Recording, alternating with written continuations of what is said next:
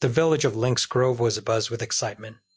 The annual merchant caravan was due to arrive any moment, and the air was thick with anticipation.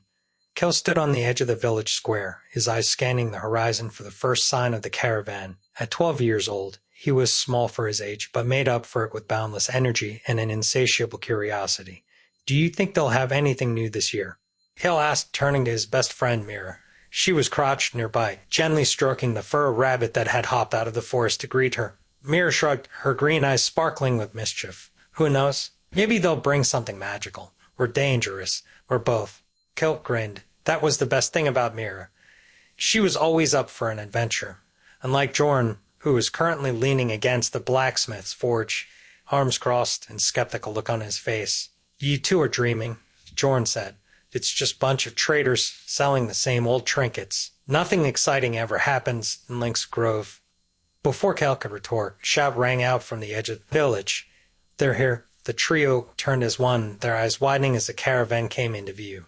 It was a sight to behold. A dozen wagons painted in vibrant colors, pulled by horses adorned with bells and ribbons. Merchants in flowing robes waved to the villagers, their voices rising in cheerful melody. But something felt off. Kael couldn't put his finger on it, but there was an air of unease beneath the surface of the celebration.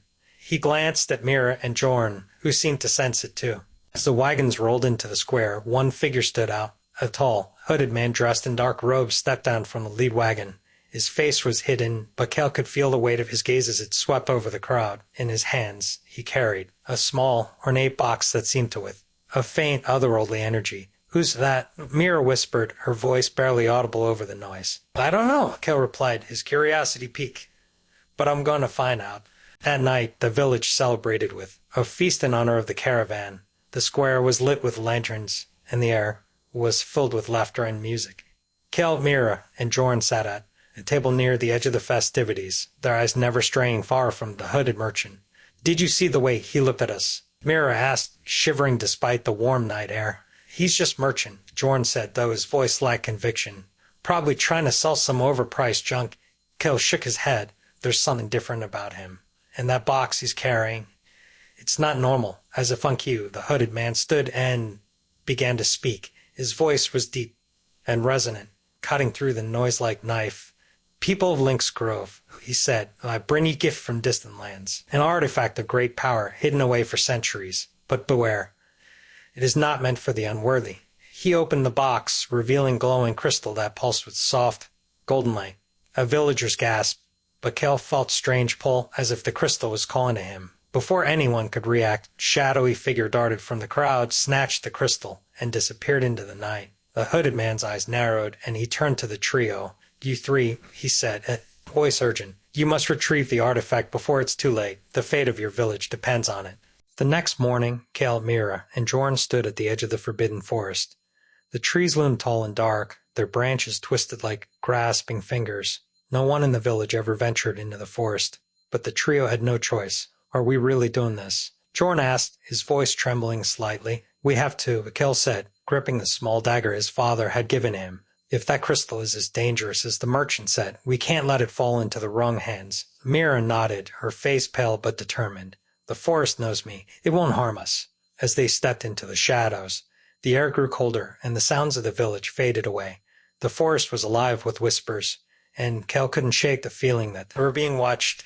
The forest was unlike anything Kael, Mira, and Jorn had ever seen. The trees seemed to stretch endlessly upward, their gnarled roots twisting across the forest foil-like serpents. The air was thick with the scent of damp earth and ancient wood, and the only sounds were the occasional rustle of leaves and the distant call of an unseen bird. As they walked, the trio felt the weight of the forest pressing down on them. It was as if the trees themselves were alive, watching, judging their every move. The first trial came unexpectedly. The path before them split into 3 narrow trails, each leading in a different direction. At the center of the fork stood a stone pedestal, upon which rested a small, glowing orb. "What do we do now?" Jorn asked, his voice tinged with frustration. Mira stepped forward, her eyes narrowing as she studied the orb. "It's test," she said. "We have to choose the right path." Kael frowned. "But how do we know which one is right?" Before anyone could answer, the orb began to pulse with soft, golden light. Voice, deep and resonant, echoed through the forest. To proceed, you must prove your courage. Each path holds challenge, but only one will lead you closer to your goal. The trio exchanged uneasy glances. We'll have to split up, Kael said finally. Each of us takes a path. Mira nodded, though her face was pale. We'll meet back here. Once we've completed the trial. Jorn hesitated, then squared his shoulders. Let's do it. Kael's path led him to dark, shadowy glade where the trees seemed to close in around him. The air was thick with an oppressive silence, and the only light came from the faint glow of his dagger. As he walked, he began to hear whispers. Voices that seemed to come from all around him. They spoke of his deepest fears. Failure, abandonment, and the unknown. Kael clenched his fists, trying to block out the voices, but they grew louder and more insistent. You'll never be strong. Enough, one voice hissed. No one will miss you if you disappear. Another sneered. Kael felt a surge of anger and fear, but he forced himself to take deep breath. I'm not afraid of you, he said, his voice trembling but firm. I won't let you stop me. The whispers grew louder, but Kael stood his ground. He raised his dagger, its glow intensifying as he focused on his determination. Slowly, the shadows began to recede, and the path ahead became clear. Mira's path led her to lush, enchanted grove filled with vibrant flowers and sparkling streams. The air was sweet with the scent of blooming plants, and the sound of birdsong filled her ears. As she walked, she noticed a small, injured bird lying on the ground. Its wing was bent at an unnatural angle, and it chirped weakly as she approached. Oh, you poor thing, Mira murmured, kneeling beside the bird. She gently cupped it in her hands, feeling a surge of empathy. I'll help you. But as she tried to mend the bird's wing, the grove began to change. The flowers wilted, the streams dried up, and then the birdsong turned to eerie silence. The bird in her hands grew heavier, its form shifting until it became a large, menacing creature with glowing red eyes. You cannot save everything, the creature growled. Sometimes. Let's let go. Mira's heart raced, but she held the creature's gaze. But I won't give up, as she said firmly. I'll find a way to help, no matter what. The creature studied her for a moment, then let out a low chuckle. Very well. Your compassion is your strength. With that, the creature dissolved into a shower of golden light, and the grove returned to its former beauty. The path ahead was clear. Jorn's path led him to a steep ravine filled with roaring flames. The heat was intense, and the air shimmered with waves of heat. Narrow, crumbling bridge was the only way across. As Jorn stepped onto the bridge, the flames surged higher, licking at the edges of the stone. He hesitated, his heart pounding. Heights had always been his weakness, and the thought of falling into the fiery abyss filled him with dread. You'll never make it, voice taunted from the flames. You're not brave. Enough. Jorn clenched his fists, his mind racing. He thought of Kael and Mira, counting on him to complete the trial. He thought of the village, depending on them to retrieve the artifact.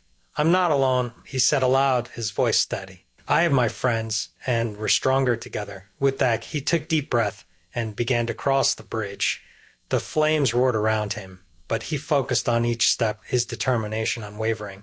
When he reached the other side, the flames died down, and the path ahead was clear.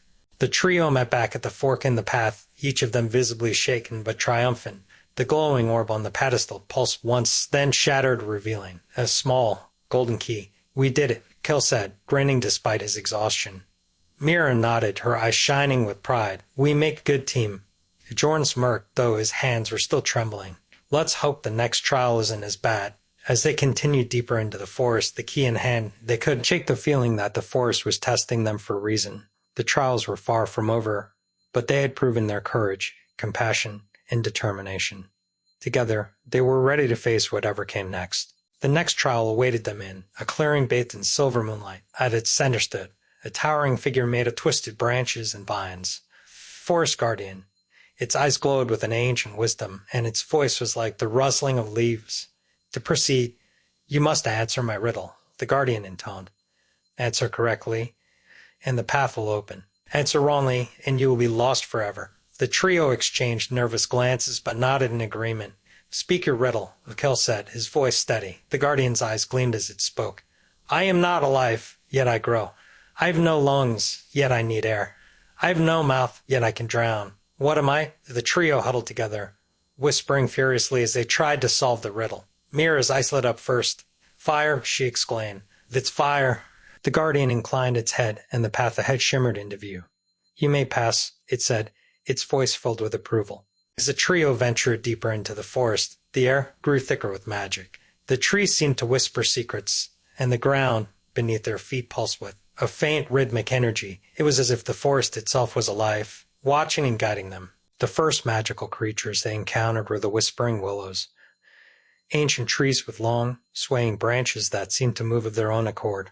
Their leaves shimmered with silvery light, and their voices were soft and melodic like the rustling of wind through reeds. As Kael, Mira, and Jorn approached, the willows began to sing. Travelers bold, with hearts of gold, what secrets do you seek?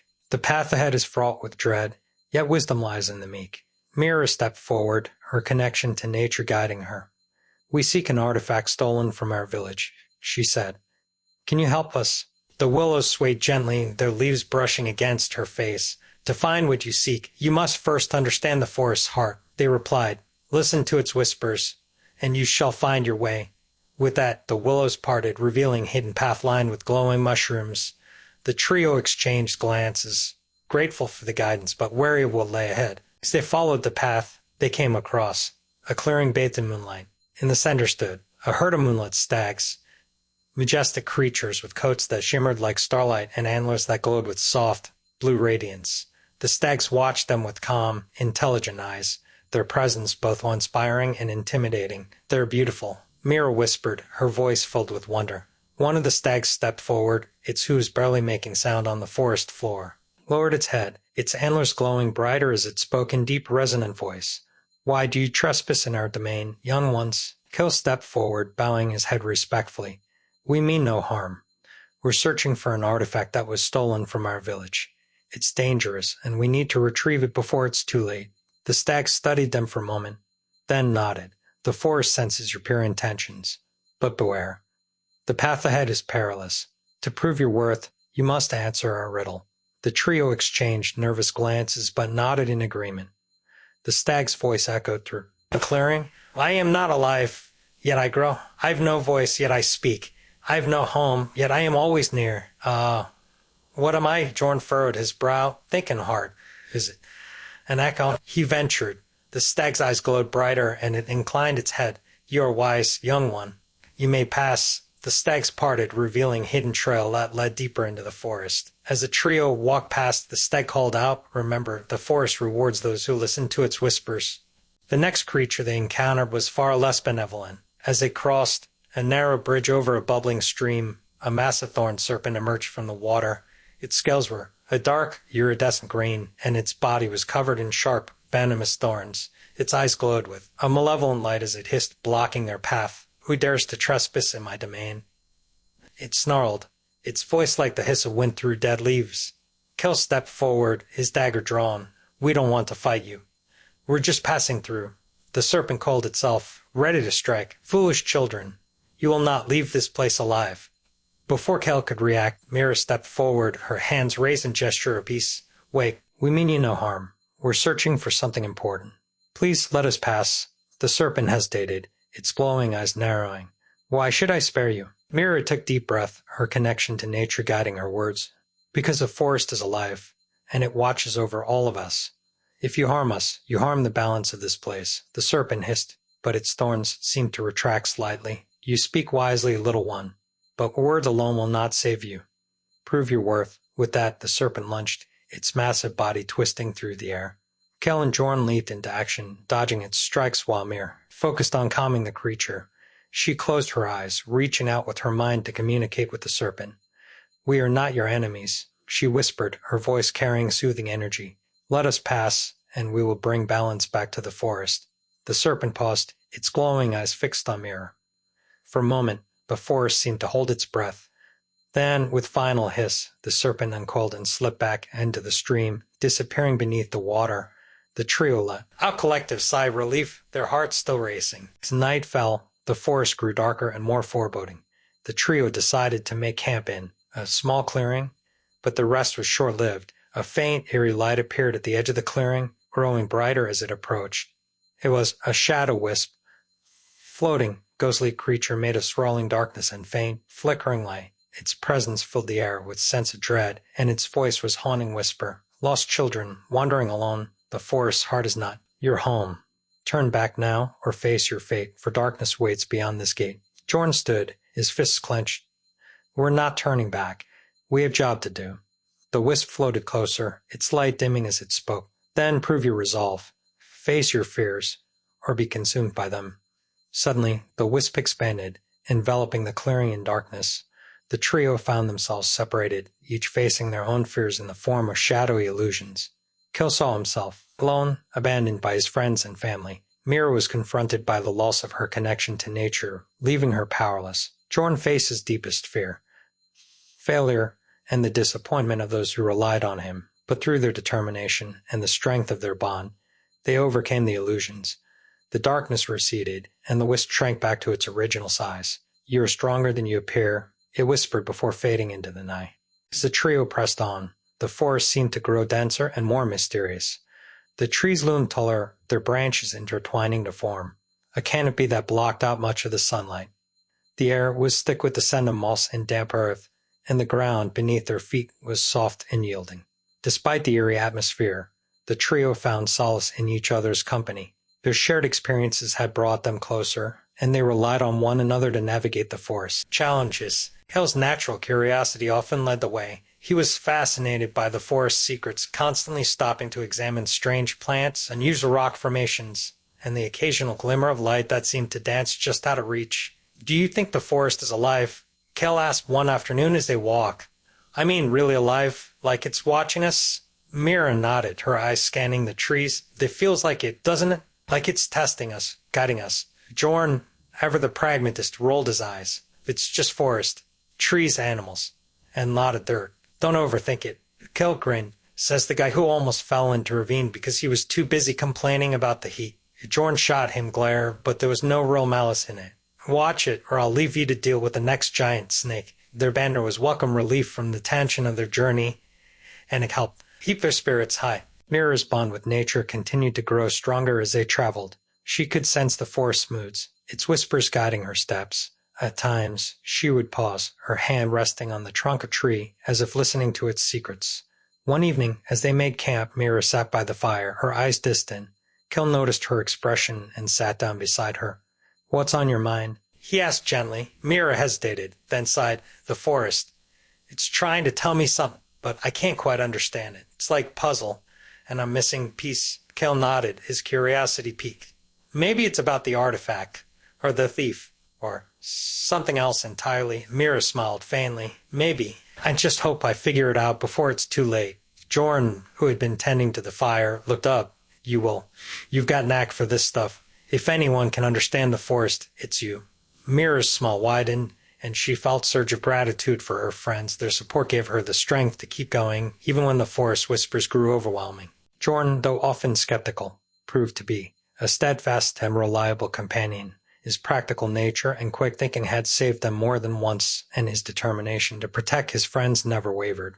One night, as they prepared to sleep, Jorn took the first watch. He sat by the fire, his eyes scanning the darkness for any signs of danger.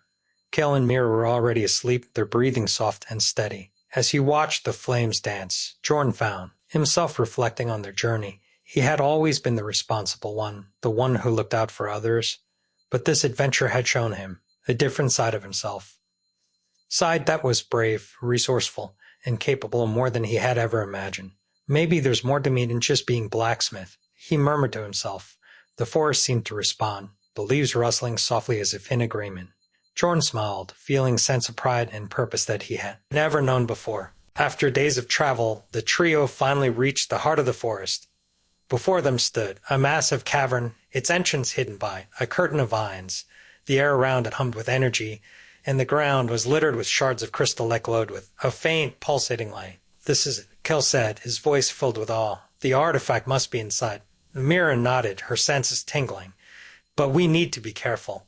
The forest's energy is strongest here, protecting something." Jorn tightened his grip on his hammer, his expression grim. "Let's get this over with." As they entered the cavern, they were greeted by a breathtaking sight.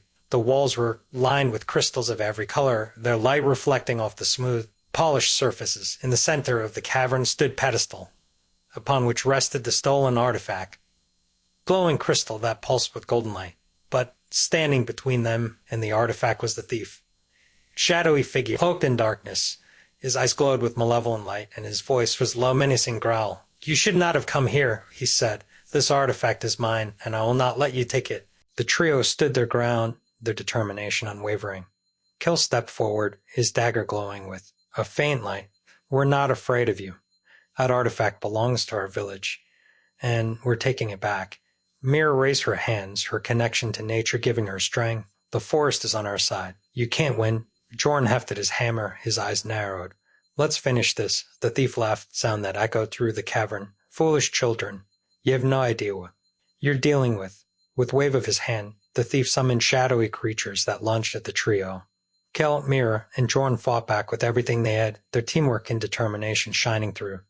Kael's quick reflexes and agility allowed him to dodge the creatures' attacks, while Mira used her connection to nature to summon vines that ensnared their enemies. Jorn's strength and precision with his hammer made him a formidable opponent, smashing through the shadows with ease. As the battle raged on, the trio began to gain the upper hand. The thief, realizing he was outmatched, let out a roar of frustration and lunged at the artifact, intent on destroying it.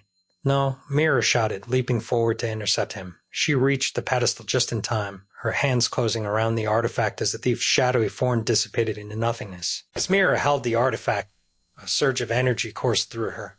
The cavern began to shake, and the crystals in the walls glowed brighter. The trio fell, a sense of peace and clarity, as if the forest itself was thanking them. "We did it," Kael said, his voice filled with relief. Jorn nodded, rare smile on his face. "Yeah, we did." Mira looked down at the artifact, her eyes shining with wonder. "This isn't just crystal. It's piece of the forest's heart. It's what keeps everything in balance." The trio knew they had to return the artifact to the village, but they also understood that their journey had changed them. They had faced their fears, discovered their strengths, and forged bond that would last lifetime. The merchant caravan was more than just a group of traders. It was lifeline for the village of Lynx Grove. Once a year, the caravan arrived, bringing with it goods, stories, and touch of the outside world to the secluded village. But this year's caravan was different. There was an air of mystery surrounding it, and the trio couldn't shake the feeling that something was amiss. The caravan's arrival was always a grand event. The villagers would gather in the square, their faces lit with excitement as the colorful wagons rolled into view. The merchants, dressed in flowing robes adorned with intricate patterns, would wave and call out greetings, their voices rising in cheerful melody. But this year, the caravan's arrival was tinged with unease. The lead wagon was larger and more ornate than the others, its dark wood polished to shine and its sides carved with strange symbols. The horses that pulled it were unlike any the villagers had ever seen. Their coats shimmering silver, their eyes glowing faintly in the twilight. At the center of it all was the hooded merchant, his presence commanding and enigmatic. He carried himself with an air of authority, and the villagers couldn't help but feel a sense of awe and fear as he stepped down from the wagon. The hooded merchant was a figure of mystery. His face was hidden beneath the shadow of his hood, but his eyes glowed with a faint golden light. In his hands he carried a small, ornate box that seemed to with power. Kael, Mira, and Jorn watched him closely, their curiosity piqued. There was something about him that set him apart from the other merchants. Something that made the trio uneasy. "Who is he?" Mira whispered, her eyes never leaving the hooded figure. "I don't know," Kael replied, his voice low. "But he's not like the others." Jorn crossed his arms, his expression skeptical. "He's probably just trying to sell some overpriced junk. Don't let him fool you." But as the hooded merchant began to speak, his voice resonated through the square, silencing the crowd.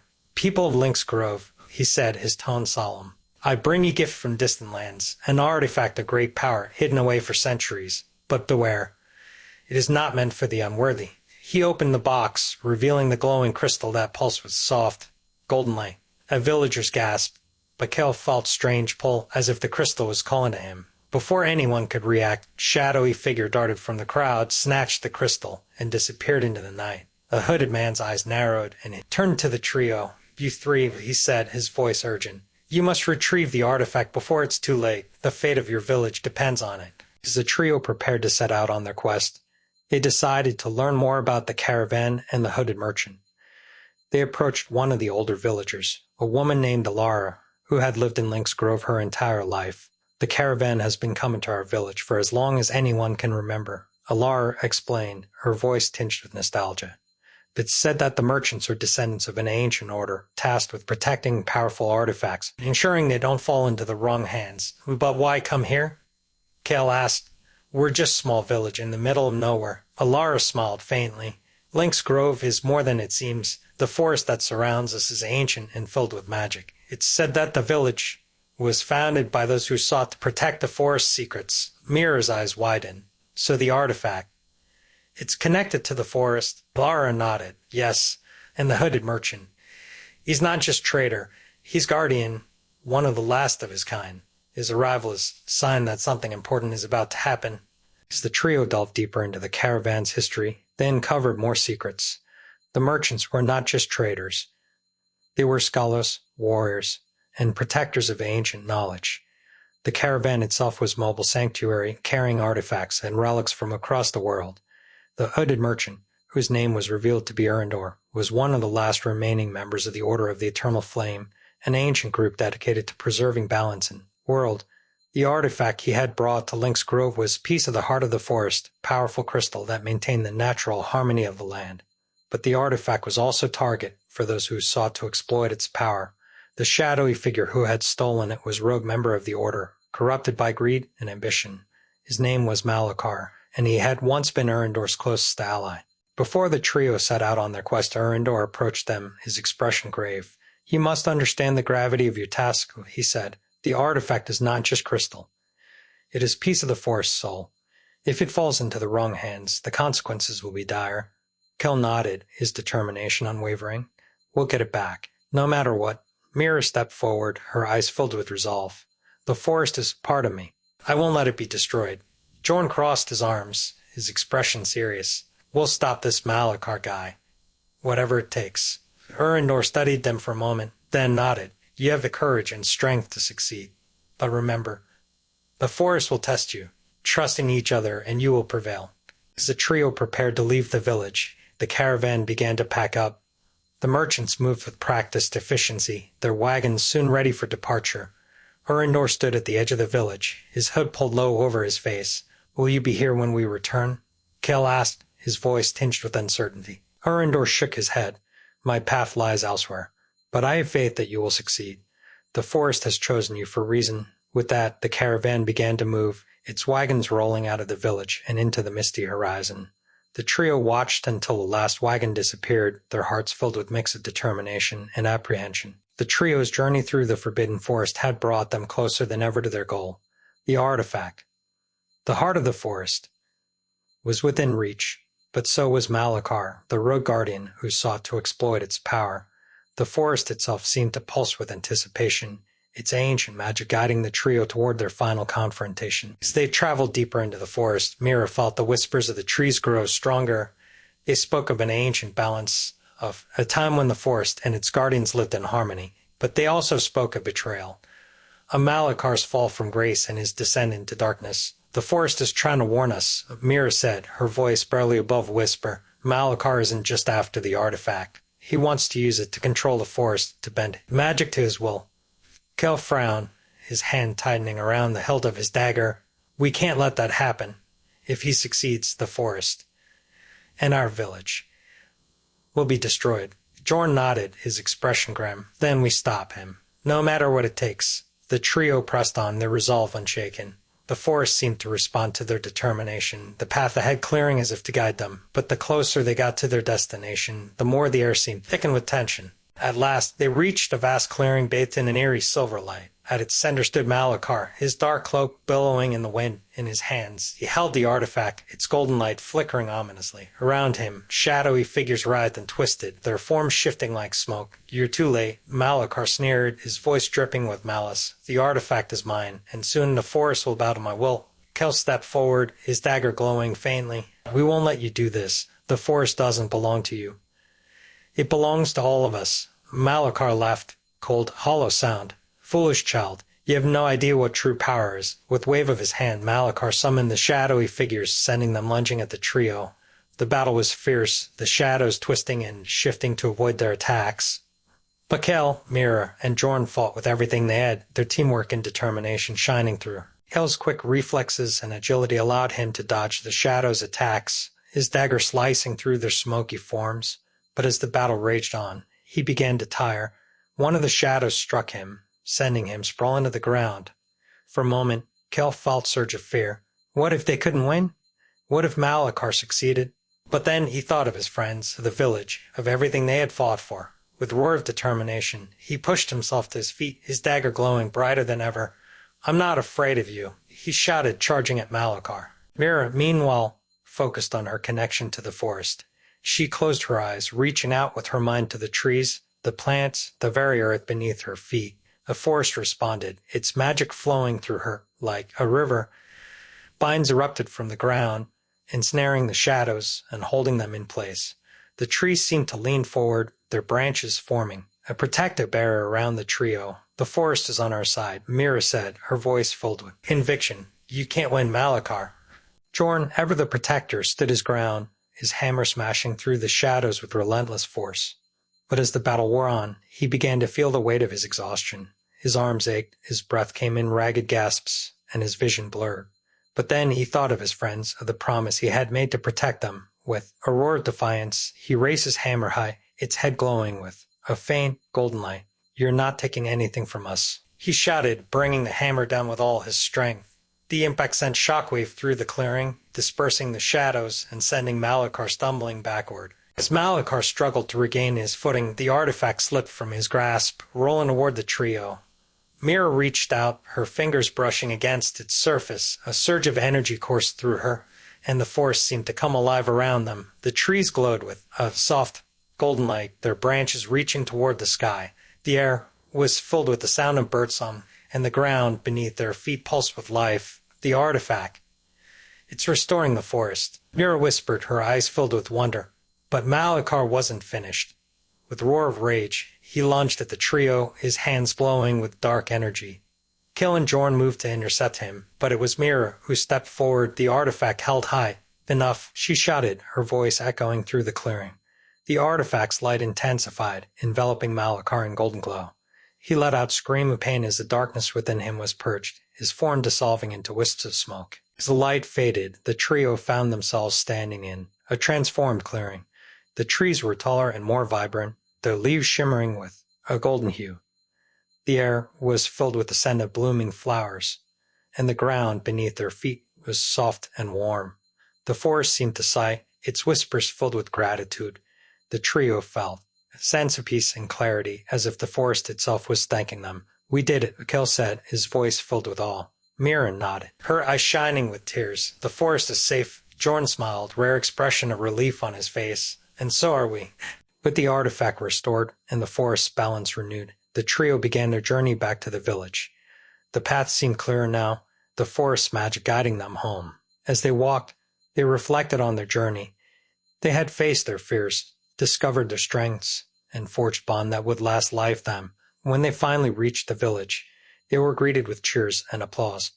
The villagers had felt the forest renewal, and they knew that the trio had succeeded. Hurindor was waiting for them, his hood pulled back to reveal kind, weathered face. "You have done well," he said, his voice filled with pride. "The forest has chosen you as its guardians. Your journey is far from over, but I have no doubt that you will rise to the challenge."